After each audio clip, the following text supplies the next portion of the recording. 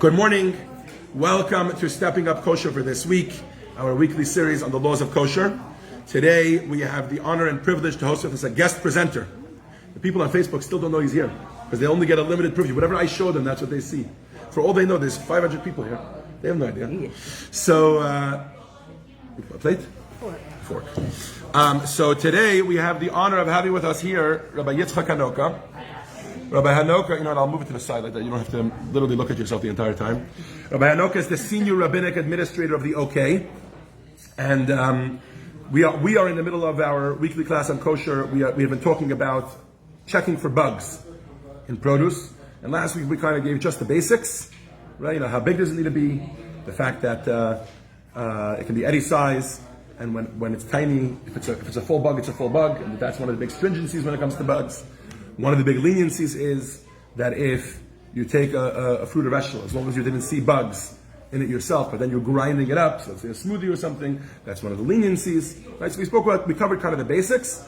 And today we are going to do part 2. Rabbi Hanoka will give us some practical tips about what it looks like in the actual field, give us some more of the laws, some of the things to keep in mind when it comes to the laws of kosher, when it comes to making sure we are not eating insects. So without further ado, Rabbi Yitzchok Hanoka.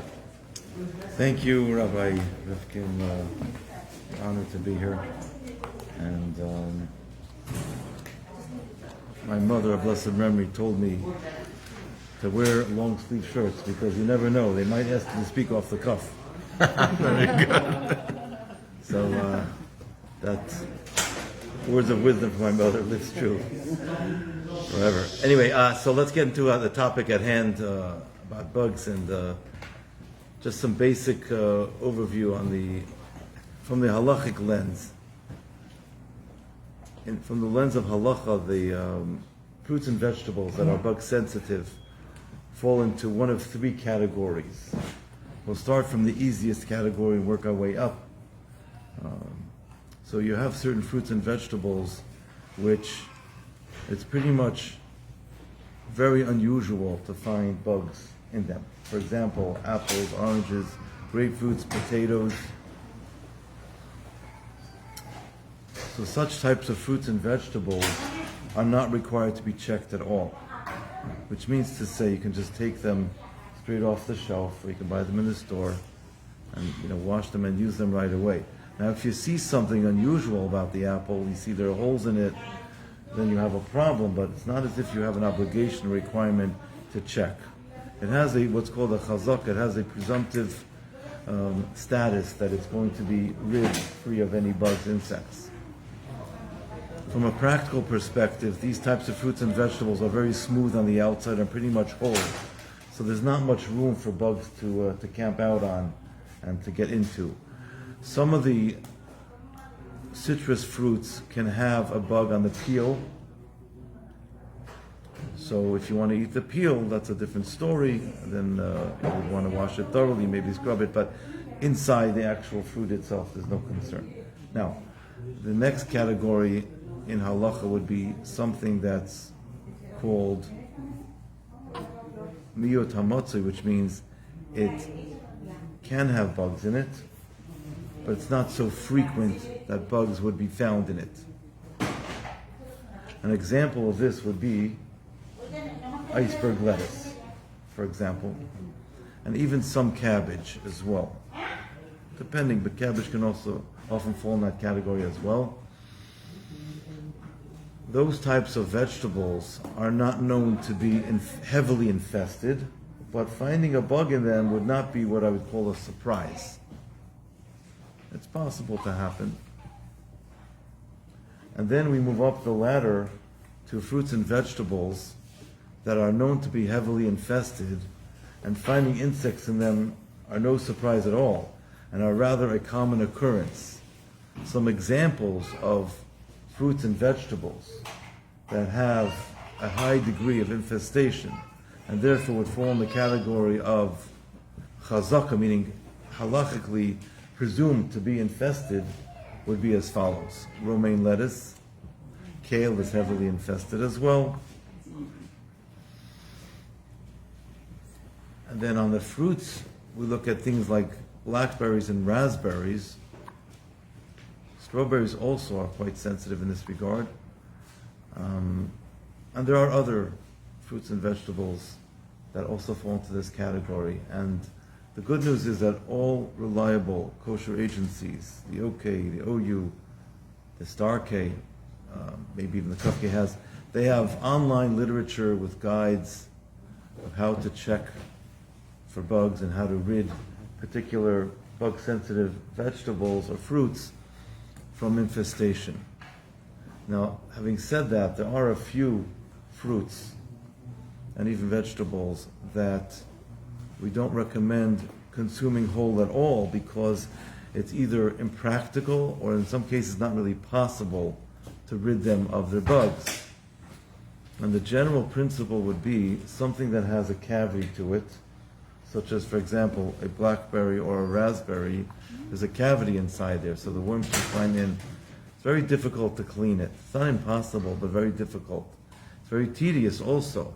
So we live in a society that's quite, we call it like a very fast-paced society where we have disposable things at our disposal, no pun intended.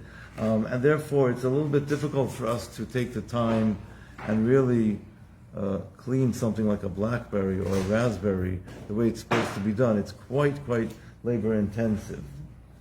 So there are some rabbis that are of the opinion, because of that, such types of fruits should only be consumed in crushed up form, such as in a smoothie or in a jam.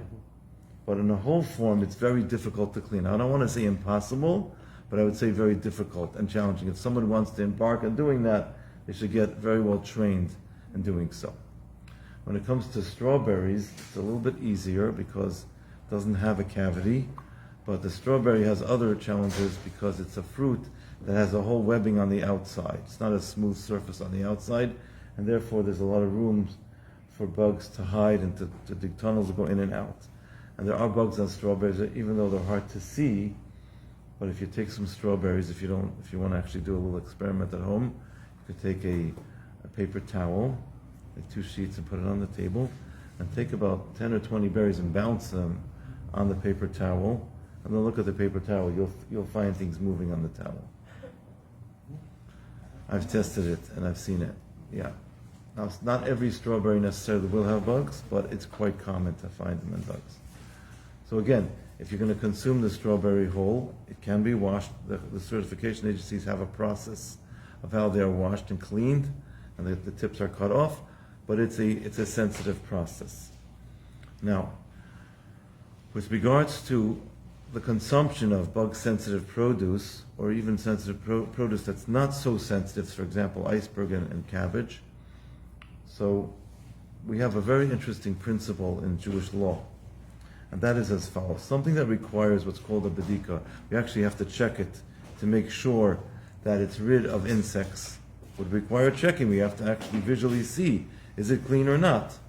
The question becomes, if I wash such a thing, such a vegetable or fruit, very thoroughly with a prescribed process, and I verify and I test the process, the question is, can a thorough washing process equal a checking process?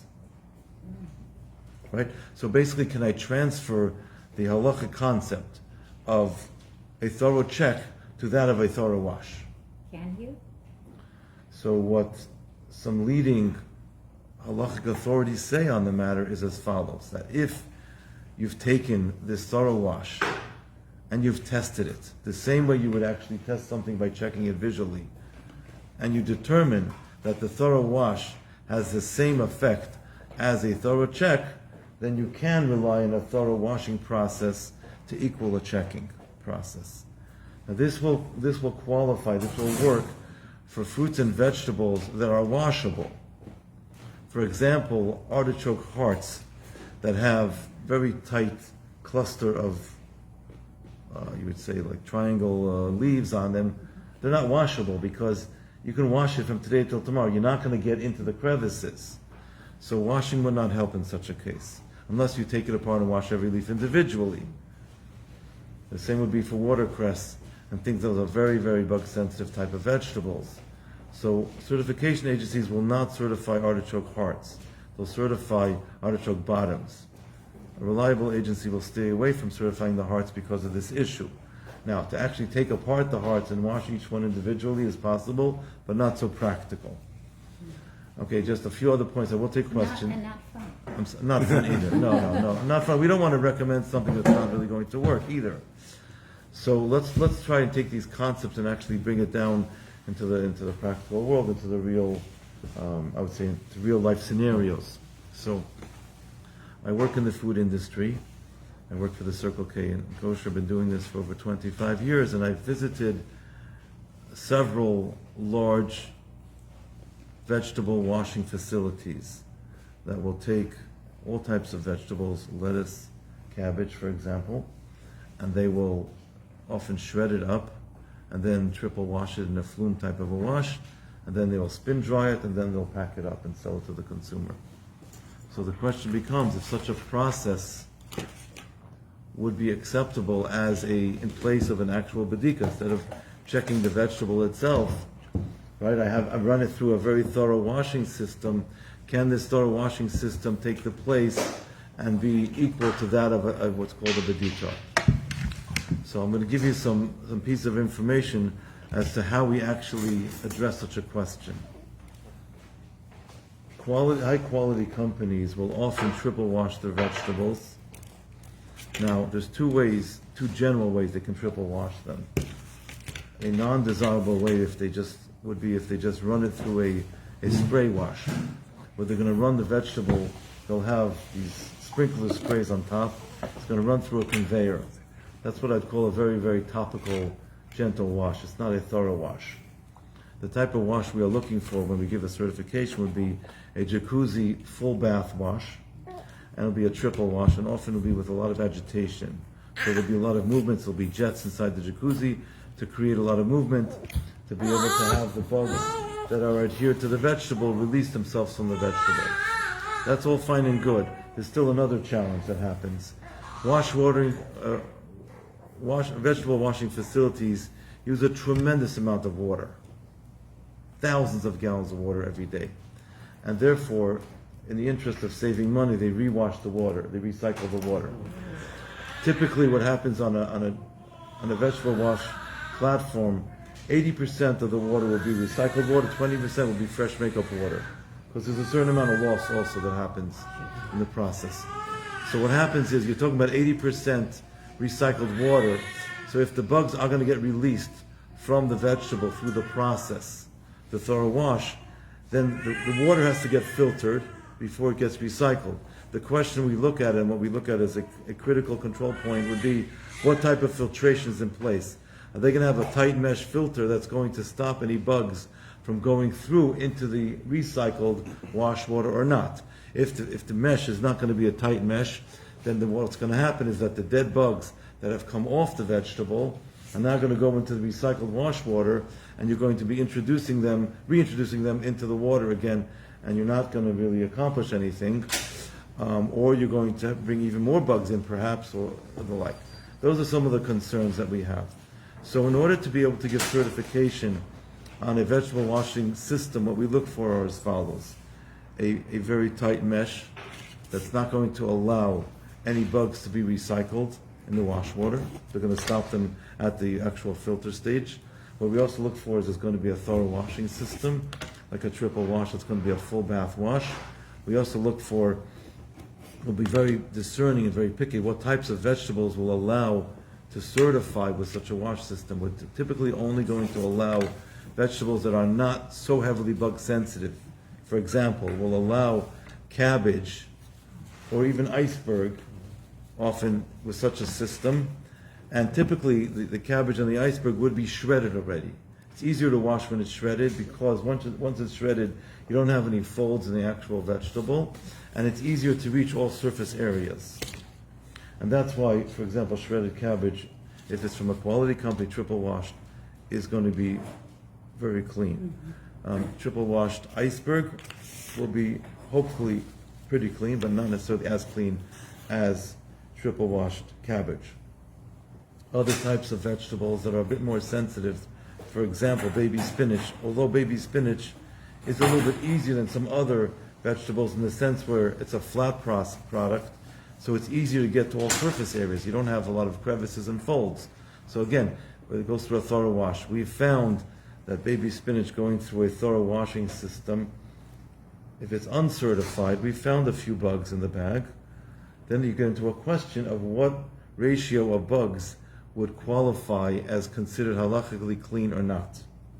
I'm going to spend a few moments touching on that, but I don't have a very clear answer for you because there are different opinions about it.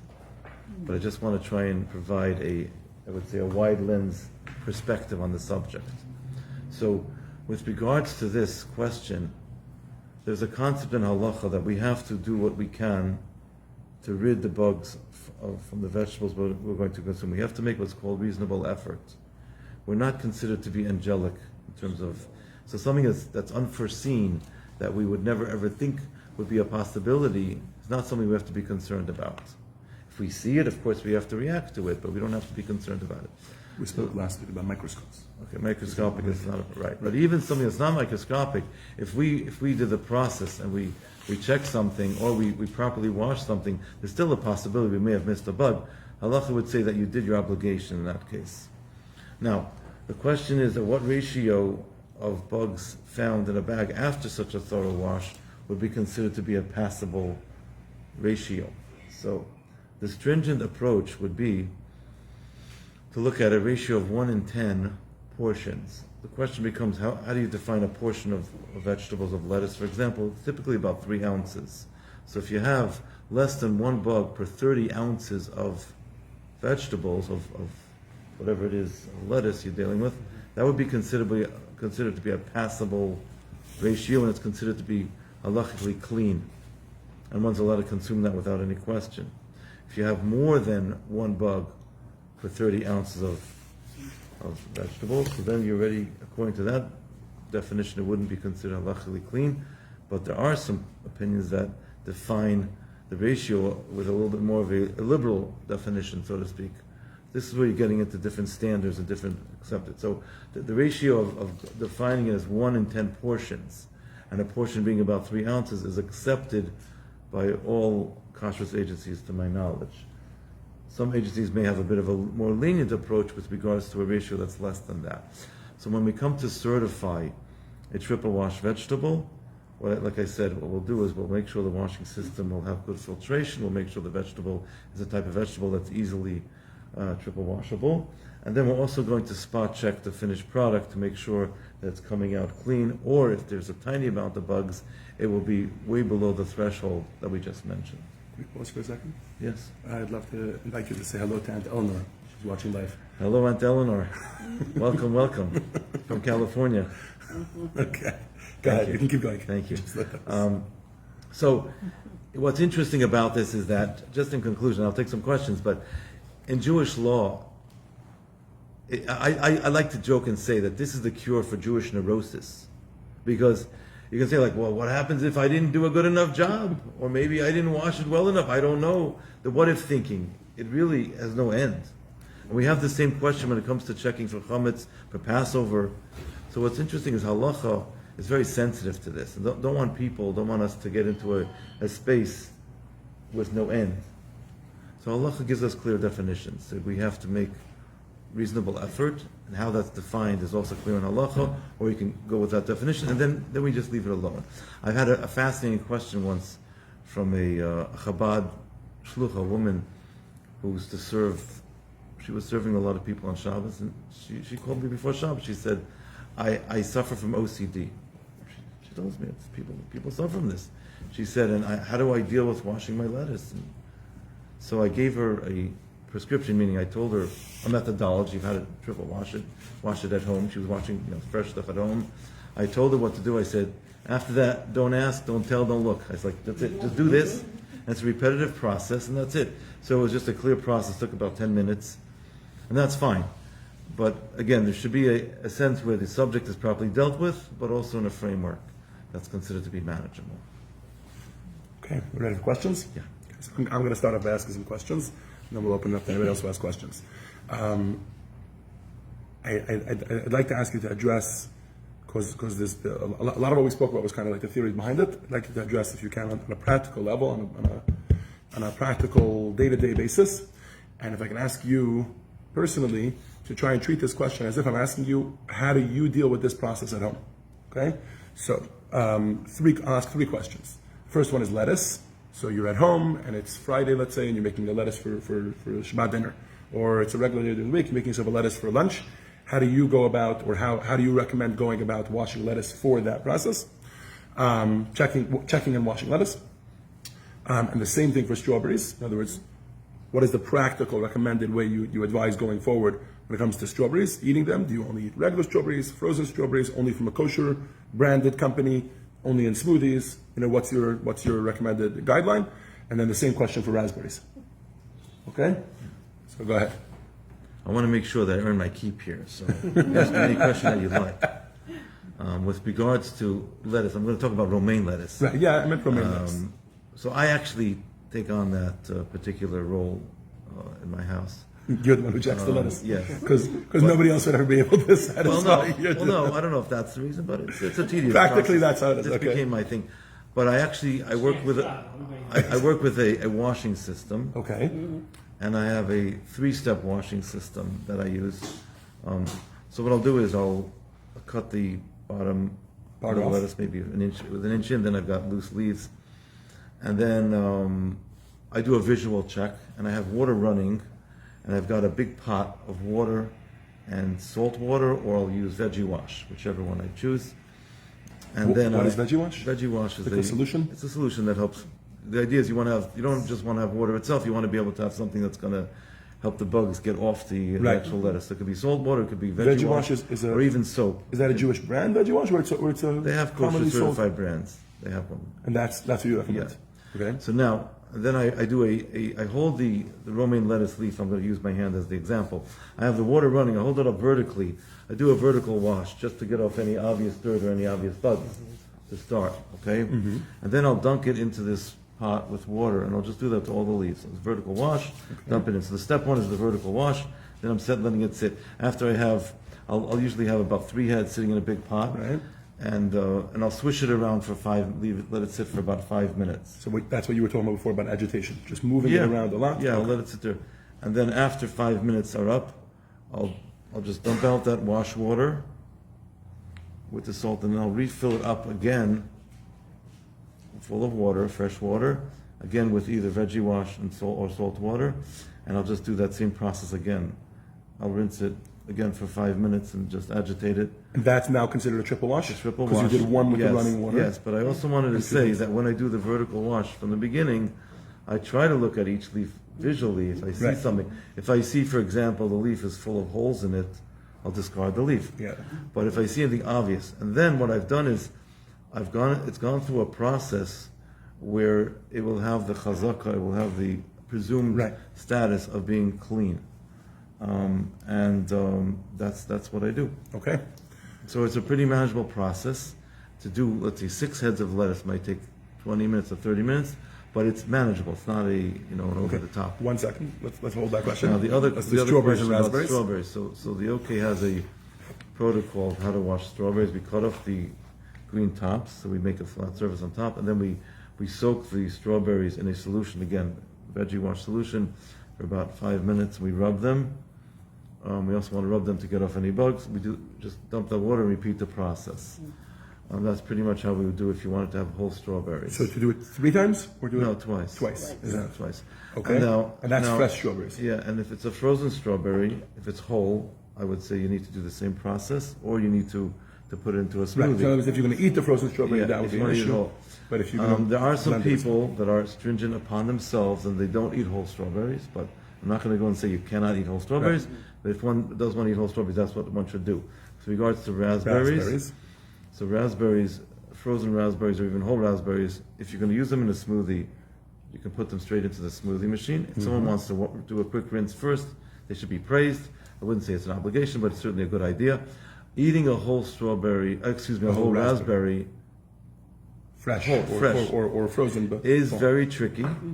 It's possible to cut the raspberry in half and to do a visual inspection, but I would recommend someone to get trained and learn what type of bugs they're looking for. Sometimes the bugs are exactly the same color as some of the hairs on the fruit himself. That you have that with the strawberry. Strawberry has some white hairs on them, and some of those bugs are the same color. So can I assume? So therefore, I would say one really should get trained in how to do that. And if we have an expert mashgiach who's trained in doing that, it's possible we'll allow them to do that on a very limited basis. But ordinarily we would say no, because it's very difficult to do, certainly not on a large scale. And I don't recommend people doing it. I'm not going to say it's not That's possible. what I was going to say. So on a practical level, I can assume in your house, for the most part, you're not eating whole raspberries. I don't do It's that. going into smoothies maybe, Yes, that's it. Yes. Or in a jam, or in a fruit pie. Of course. Buying raspberry jam in the store, that's fine. Or even usually even, has. It's just simple. even you can even take it and you can put it into a smoothie or use it as a puree. It's not a problem. Okay. Can I take Vicky's question first? Then, because you're here in person, I don't know how long she was online. So Vicky has a question. She says, how do you deal with broccoli or cauliflower? Do you only buy frozen with a kosher certification? And then her other question was, do the bugs contaminate the container that the vegetables are washed in? Do you need to use a special bowl? Like, do you need to have a designated bowl for washing? Right. Yes, I'll answer the last question first. Okay. Bugs found in the vegetables that we're washing in the pot will not contaminate the kosher status of your pot. You simply just rinse out the pot after you're done, and that's fine. So you can use a kosher certified pot for that. You don't have to have a dedicated pot to wash with. And in fact, I use my regular pot, the largest pot I have, to do that. But I assume that's not the case if obviously not with the washing, but like if there's some sort of boiling process, that would not be the case. If the boiling process, the answer to that would be one should not do it l'chatchila, meaning from the onset. Right. But if someone did do it, the pot still would remain kosher. Oh, okay. Interesting. Okay. Now, with regards to how to check broccoli and cauliflower, you have a few hours we can stay. You could just say we recommend buying the kosher brand. In general, easy way out. No, I don't have stock in the kosher brand. You can clean broccoli and cauliflower. It's very tedious. The general concept is you want to be able to open up the florets. Okay. So you have access to all surface areas. They can have large worms in them. It's bushy. So there are guides, the vegetable guides online from either the OK or other agencies will give you like a tutorial on how to do that. I think there are some videos out there from the Star Kit also. But again, the key point is you want to be able to open up the florets very, very droopy so that you can get access to all surface areas and then be familiar with the type of bugs that are found. One thing I will say is that if you're dealing with something that's heavily infested, let's say first of all, I believe organic produce when it comes to broccoli and cauliflower are more likely to be infested. They both could be infested, but if you find one that's heavily infested where there's hundreds of worms, just throw it out. You're not going to be able to clean it. But if it seems pretty clean and you're able to go through it in a process like that, that is possible, and you could serve fresh broccoli in a whole form. But again, hold on a second. What you're saying till now is all talking about fresh broccoli and cauliflower, correct? Yeah. Now, if it's frozen, if it's coming with a certification, then they've checked it before with a reliable certification. If it has a non-reliable certification or no certification, you can still buy the broccoli, but to eat it whole would be a problem. And practically, it's not really practical to check it anymore because once it's already been frozen, it's going to become very, very mushy. So what I'd recommend someone do would just be to puree it to a like a puree form. They can use it in a quiche or something else in that kind of application. That would be fine, but it has to be finely pureed first. And the other option is to use the kosher brands. Yeah. The kosher brands, am I correct in assuming they're not doing that much checking as much as they're doing the thorough washing? Is that correct? They're doing three things. Actually, unfortunately, the ones that are kosher certified have more pesticides because they're trying to control the infestation on the field level. And that's also why they're coming from other countries, because they allow stronger pesticides in those countries. Okay, interesting. So from a health perspective, if you're going to choose, you would be better off getting product that you can clean yourself or stuff that you're going to puree. But nonetheless, their objective is to rid it of the insects. Right. And that's how they control from the field, and they do a lot of checking also. Okay, Marilyn. I just wondered about the salt that you put in the pot to clean. What does the salt do? Does it actually kill the bugs? And how much salt do you put in? It's a great A question. twofold question. So the salt is meant to make the water surface slippery, that the bugs would or take them off, just like salt would take blood out of a chicken with kosherizing. It'll help, release any bugs that are... Like the wash. Yeah, Same. just like the wash, the same idea. Some people say the wash is more effective, but salt was used for many, many years before. And then with regards to how much salt, I don't think there's an exact amount, but if it's quite a large pot, like a 16-quart pot, a large pot, I would say you want to put in about 3 ounces of salt for such a large pot. You can scale it according to what size pot you have. What about a pot that's half that size? So then 1.5 ounces of salt would be enough. 1.5 Ounces of salt, yeah. And then you replace the Water salt. to be salty, no? Is that the idea? What? You want the water to taste salty. It to be a little cloudy and salty, yeah. That's the idea. Can you use dish soap? You could use dish soap also. Halachically, it's allowed from Jewish law.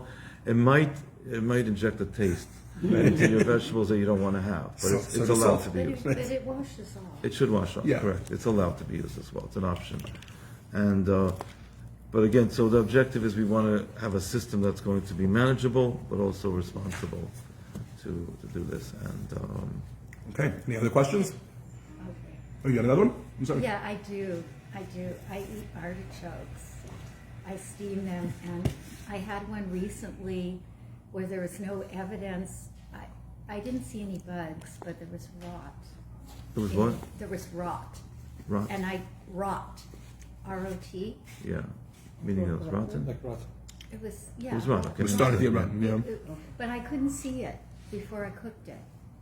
It was only when I cooked it, the leaves turned kind of a reddish color and they tasted bad. Okay. I cut off that part and I ate the rest of it because it was a $4 artichoke. Yeah. But how can I like to steam them and I can't check for bugs. Talking about artichoke heads or the bottoms? The bottoms you can use, no problem. The heads are the problem.